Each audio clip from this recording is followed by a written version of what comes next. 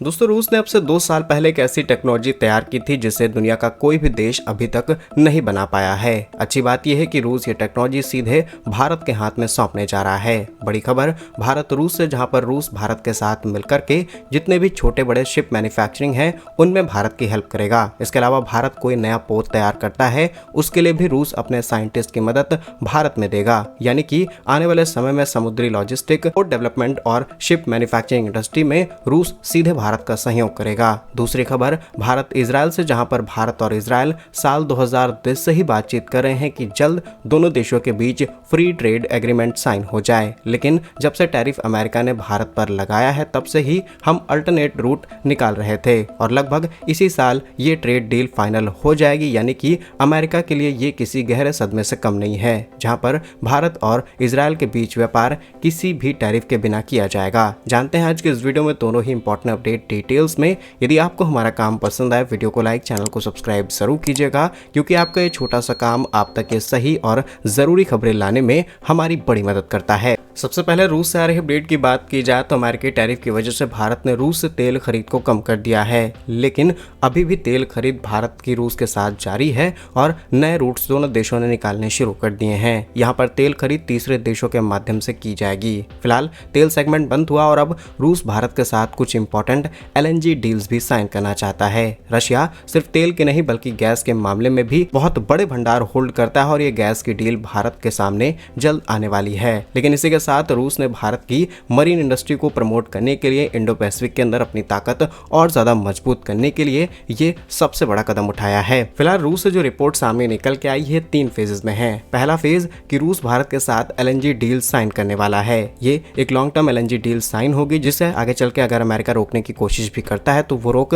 नहीं पाएगा। इसके लिए भारत के अंदर जो इंपॉर्टेंट पोर्ट्स हैं यानी कि बंदरगाह, उन्हें डेवलप किया जाएगा। उनका इंफ्रास्ट्रक्चर कुछ इस तरीके से तैयार किया जाएगा कि अगर रूस से कोई भी शिप LNG लोड करके भारत बंदरगाह पर आता है तो उसे कैसे एक पाइपलाइन के जरिए पूरे देश के अंदर डिस्ट्रीब्यूट किया जाए। दूसरी चीज कि उस पूरे पोर्ट के अंदर जो इंफ्रास्ट्रक्चर डेवलप किया जाएगा उसमें भी रूस भारत की हेल्प करेगा। इसके अलावा दूसरा फेज ये है कि रूस ने भारत को जहाज बनाने वाले सेक्टर में नए प्रस्ताव दिए हैं, जिसमें भारत के अंदर मरीन जहाज, यात्री जहाज और जो बड़े कार्गो शिप्स हैं एक जगह से दूसरी जगह सामान को ट्रांसपोर्ट करते हैं, इसकी डेवलपमेंट में भारत की हेल्प की जाएगी। न सिर्फ अपने एग्जिस्टिंग डिजाइन भारत को सौंपे जाएंगे बल्कि नए डिजाइन भारत के साथ मिलकर के भी तैयार किए जाएंगे और यह सब कुछ इंडो पैसिफिक समुद्री क्षेत्र में अपनी पार्टनरशिप को बढ़ाना है, हिंद महासागर में अपने आप को मजबूत करना है। और सबसे बड़ी बात कि यहाँ पर आज अमेरिका, ऑस्ट्रेलिया, भारत, जापान यानी कि क्वाड मेंबर्स बहुत ज्यादा स्ट्रॉन्ग हैं। इसीलिए रूस एक थर्ड एंट्री चाहता है इस पूरे रीजन के अंदर अपनी प्रेजेंस को मजबूत करने के लिए और शायद इससे अच्छा रास्ता कोई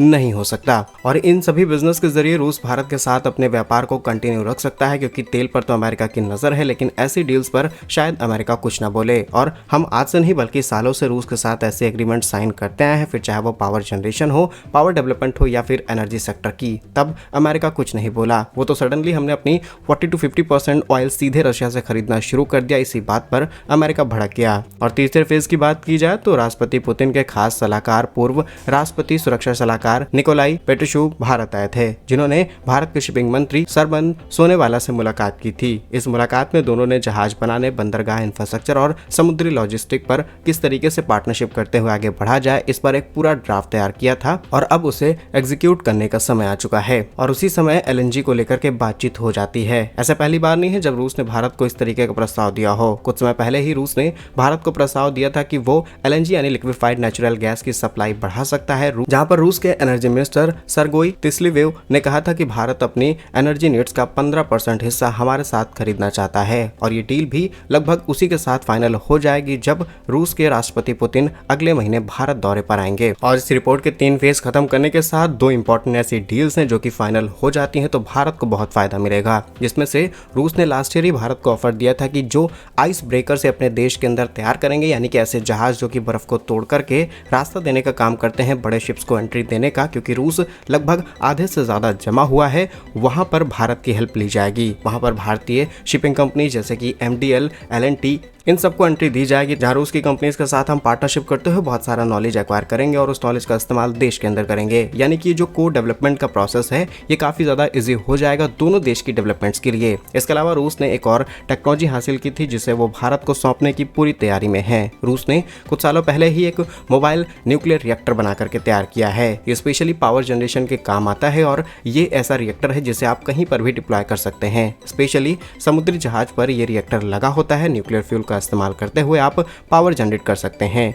आप यूजुअली देखते होंगे कि न्यूक्लियर पावर प्लांट्स किसी एक स्पेसिफिक जगह पर होते हैं और उसके आसपास बहुत सारी सिक्योरिटीज रखनी पड़ती हैं क्योंकि ये रिस्की मामला है। ठीक उसी तरीके से मोबाइल रिएक्टर तैयार किए गए हैं जहां पर आप कहीं पर भी इसे डिप्लॉय कर सकते हैं। अभी इनिशियली इन्हें सिर्फ समुद्री जहाजों पर इंटीग्रेट किया गया है ताकि हम किसी भी कोस्टल एरिया पर जाकर के उस पर्टिकुलर रीजन में इलेक्ट्रिसिटी दे सकते हैं और ऐसी चीजें तब इस्तेमाल की जा सकती हैं जब बहुत ज्यादा बाढ़ आई हो या फिर किसी भी तरीके की दुर्घटना हुई हो। ये सारे काम ऐसी सिचुएशन में पावर आसानी से ली जा सकती है और ऐसी टेक्नोलॉजी डेवलप करने वाला रूस पहला देश है। साथ ही नॉर्दर्न सी रूट को भी डेवलप करने पर बातचीत चल रही है दोनों देशों के बीच, क्योंकि रेड सी और चाबहार पोर्ट के रूट्स लगभग बंद करने की तैयारी में है अमेरिका और यहीं से दोनों देशों के बीच व्यापार लगभग 100 अरब डॉलर तक पहुंचाया जाएगा 2030 तक। करंटली नॉर्दर्न सी रूट से हम 30 से 40 मिलियन टन का व्यापार कर रहे हैं, लेकिन इसे बढ़ा करके लगभग 200 मिलियन टन तक ले जाना है। बाकी डिफेंस सेक्टर में रूस का कोई मुकाबला नहीं है। रूस भारत के साथ मिलकर के अलग अलग जहाज तैयार करता है, पावर जनरेशन में हेल्प करता है और रिसेंटली HAL और UAC के बीच पार्टनरशिप की गई है SJ-100 यात्री विमानों को बनाने की, जिससे हमारी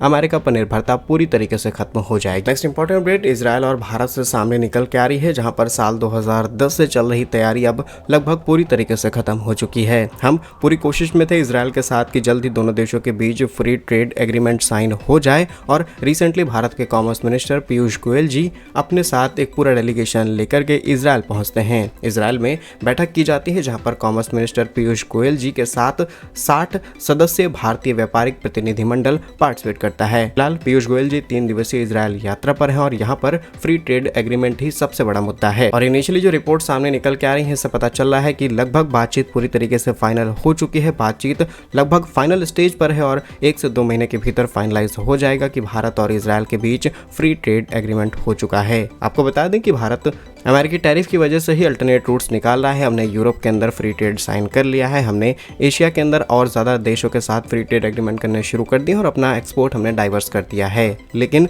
बड़े देशों के साथ जहां पर हम बड़ा व्यापार करते हैं उनके साथ फ्री ट्रेड हो जाए तो डेफिनेटली हमारे एक्सपोर्ट्स और ज़्यादा खुल जाएंगे। आपको बता दें साल 2010 से भारत और इजराइल अभी तक बातचीत कर रहे थे और इस दौरान 8 लंबी बातचीत दोनों देशों के बीच हो चुकी हैं, लेकिन अभी तक कोई भी चीज़ फाइनल नहीं हुई थी कि फ्री ट्रेड होगा या फिर नहीं होगा। लेकिन अक्टूबर 2021 में दोनों देश फिर से बातचीत करते हैं और अब साल 2024-25 में लगभग फाइनल स्टेज पर पहुंच चुके हैं, जहां भारत का इजराइल को निर्यात 4.5 अरब डॉलर के आसपास था, वो घट करके 2 अरब डॉलर के आसपास आ चुका है। अब इस गिरावट का भी रिकवर करना है, जिसमें भारत इजराइल से डिफेंस के साथ साथ electronic machinery, hi tech product, defence equipments import कराता है। वहीं इजराइल भारत को gems and jewellery, motor, engine, diesel, machinery, textile ये सारी चीजें एक्सपोर्ट करता है। क्या कुछ कहना है आपका इन दोनों खबरों पर? कमेंट्स में प्रयास जरूर लिखिएगा। भारत कैसे ही वीडियोस पाने के लिए वीडियो को लाइक, चैनल को सब्सक्राइब जरूर कीजिए। वंदे मातरम, भारत माता की जय।